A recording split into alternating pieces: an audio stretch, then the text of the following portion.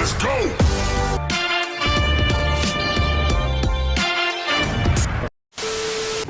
So what's up mga karel? So yun, busy.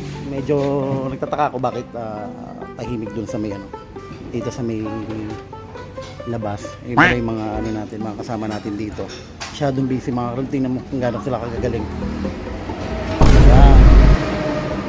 Yan ang ginagawa nila dito. Oh.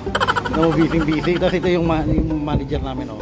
Oh, diba? Yung busy din. Yung isa, pag binuksan mo yung cellphone ng isa, busy rin to. Ayun, meron ba pala ito?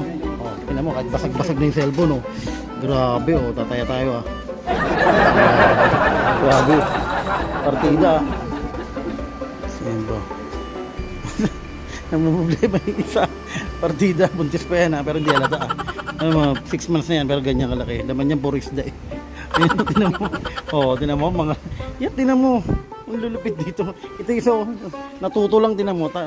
Ang araw niya nila is 250 lang pero pinapatalo nila minsan 1.5. Oh, scatter pa. Yeah. Oh, scatter 10 piso.